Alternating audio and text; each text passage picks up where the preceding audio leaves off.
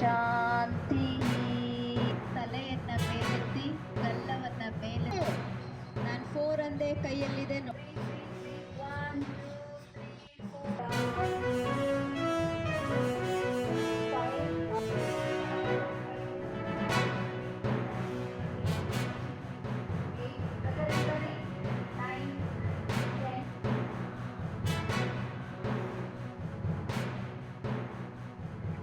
ಎಲ್ಲರೂ ಅಲ್ಲಿ ಸೇರಿದ್ದಾರೆ.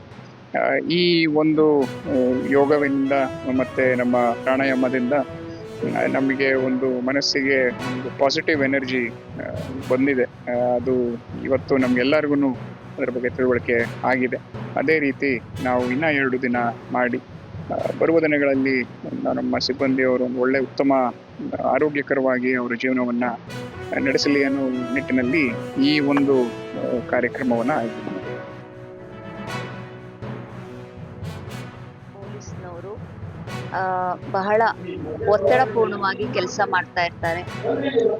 ಅವ್ರಿಗೆ ಒತ್ತಡಪೂರ್ಣ ಜೀವನವಾಗಿದೆ.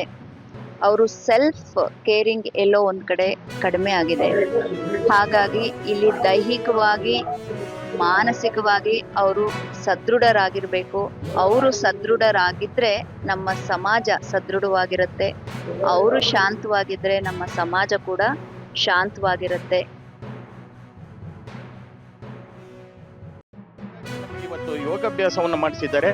ಇದು ನಾವೆಲ್ಲರೂ ಯೋಗಾಭ್ಯಾಸ ಅಂದರೆ ಎಲ್ಲರೂ ಇದನ್ನ ಮುಂದುವರ್ಸ್ಕೊಂಡು ಹೋಗಬೇಕು. ಏನೋ 1 ದಿನ ಮಾಡಿದ್ವಿ 2 ದಿನ ಮಾಡಿದ್ವಿ ಅಂತ ಅಲ್ಲ. ಇದನ್ನ ಟೈಮ್ ಸಿಕ್ಕಾಗ ಇದು ಒಂದು ಪಾರ್ಟ್ ಟೈಮ್ ಕೆಲಸ, ಇದು ಡ್ಯೂಟಿ. ಇವತ್ತು ಇಲಾಖೆ ಇಷ್ಟೊಂದು ನಮಗೆಲ್ಲ ಸಪೋರ್ಟ್ ಮಾಡುತ್ತೆ ಅಂದರೆ ನಾವು ಅದನ್ನು ಬಳಸ್ಕೊಂಡು ಹೋಗಲಿಕ್ಕೆ ನಾವು ಉತ್ತಮರಾಗಬೇಕು. ಹಾಗಾಗಿ ಈ ಯೋಗಾಭ್ಯಾಸವನ್ನು ನಾವು ಕಲಿಬೇಕು, ನಮ್ಮ ಪೊಲೀಸ್ ಫ್ಯಾಮಿಲಿಯವರು ಕಲಿಬೇಕು, ಮಕ್ಕಳು ಮರಿಗೆ ಎಲ್ಲರಿಗೂ ಕಲಿಸ್ಬೇಕು ಅಂತ ಹೇಳ್ಬಿಟ್ಟು ನನ್ನ ಪ್ರಾರ್ಥನೆ.